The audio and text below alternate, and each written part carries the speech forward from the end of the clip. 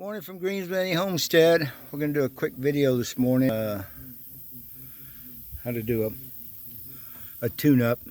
I bought this brush hog 2 years ago anyway. And this is really the first time I've had to tune it up. So I'm going to give you a real quick shade tree way to tune one up. This is you started it. This is your carburetor, air filter.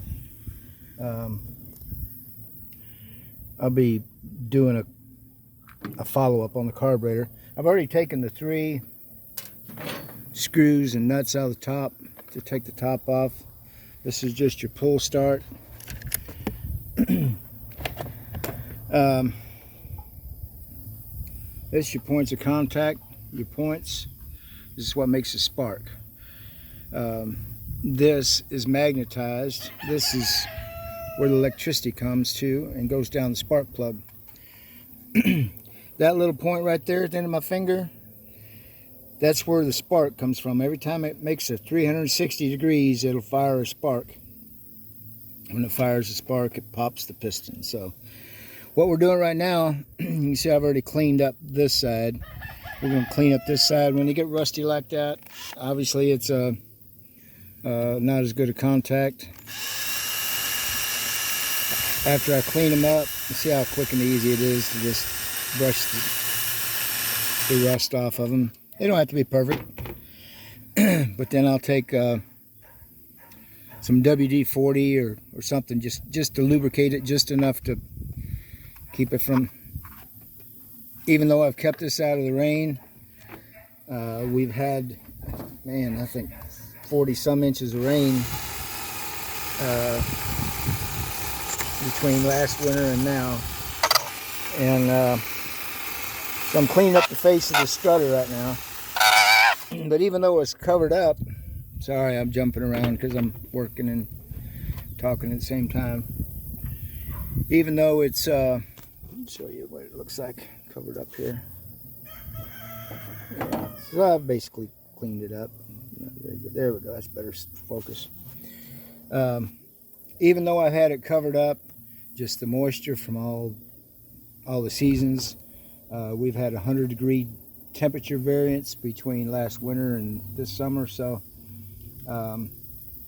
anytime you have that situation, it's tough on your carburetors, the points, electrical, and all of that. So now that I've cleaned this up, all I got to do is put it back together. So let me just show you real quick. See how that's magnetized? So what you got to do is line up your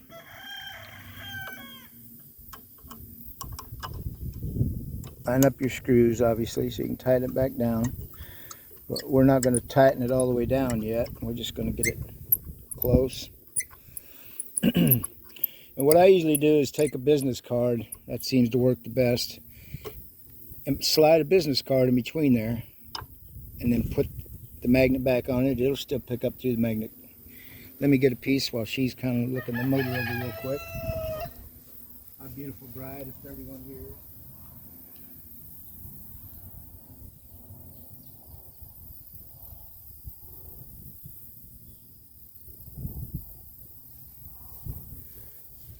Fresh out of business cards. So this is just a handy dandy wipe, approximately the same thickness. So now all you're going to do is tighten this down on both sides. 10 millimeter.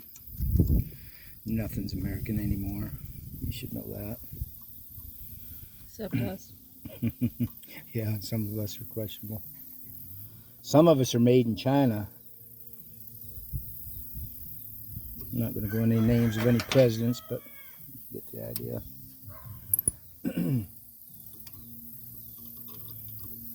Yep. I've been watching a recent video on the swabs that they're using for your test of COVID. Guess where the swabs come from?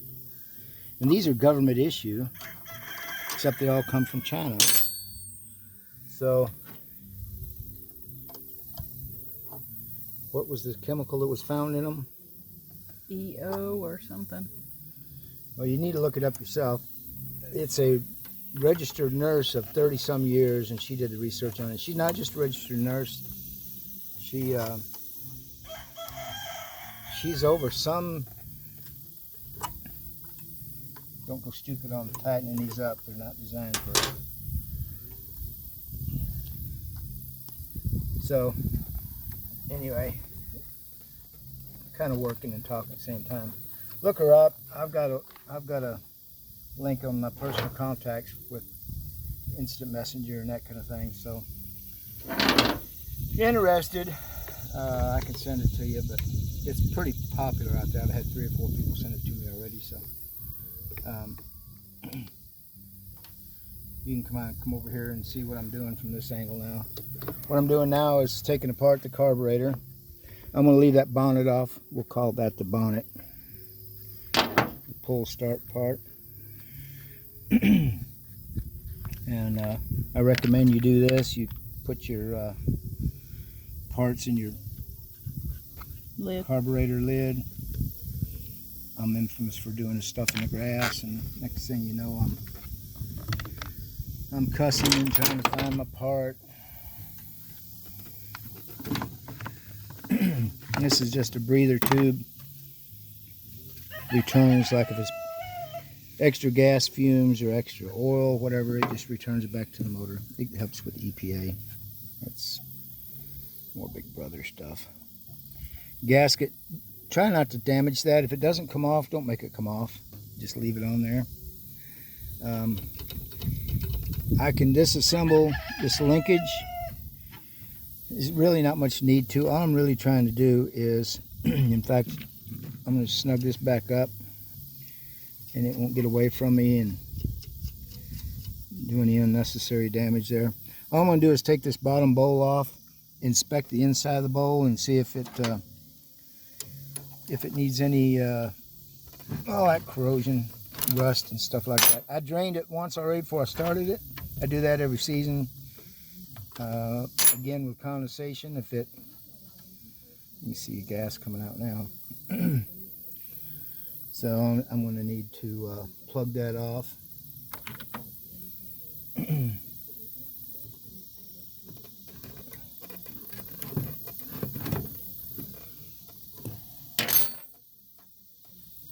we'll get the water out, make sure there's no water in there. All this is just a compression clamp, which means you just pinch it. I already had it off yesterday, so it should come off pretty easy. I had problems with it starting yesterday, so I'm looking for a bolt.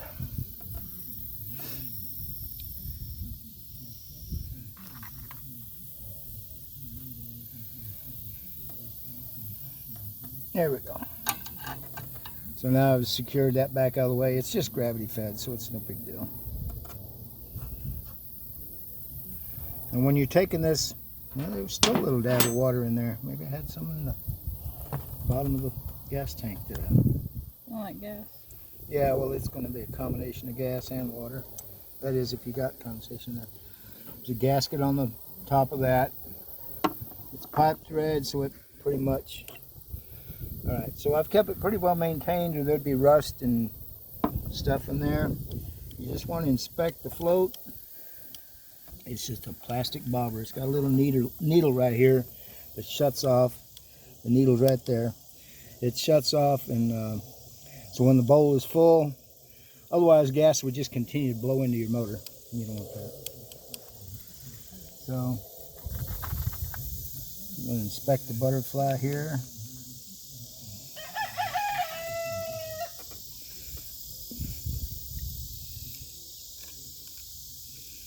So it's got some kind of issue with hanging up, and I'm not sure.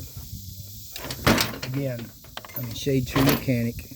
I don't like working on anything that means it's not working and I can't do what I'm trying to do without working on something. I enjoy tinkering on motorcycles and stuff. but just to have to work on it to make it run, that's As with everything. as with. Welcome to homesteading, y'all. Okay, I'm gonna check and make sure. There's a rubber gasket right here, an O-ring. It's still stuck on there, so we're gonna leave that alone. We're gonna let sleeping dogs lie on that. It fits kind of snug up in there. This is a, I'm not sure why they've got two on there. There's a drain valve. All you got to do is loosen this one in the hole, because this is actually in the bottom. Even if you had just a small amount of water in there, the bottom one's really the better one to drain water out of. So I'm not sure why they go to the trouble of having two, but all right, now I've lost my bolt. I just showed it to you. Have the washer on it. Ah, yeah, thanks, my beautiful queen. I don't know how to do this without you. Mwah. I pulled her off of her project. I apologize, but this, as you can tell, this is kind of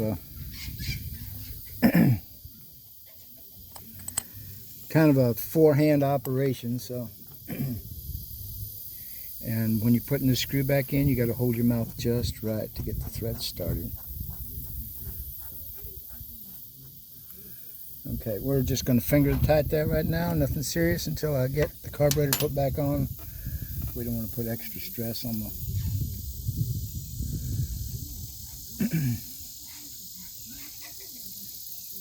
on the diaphragm of the carburetor. All right.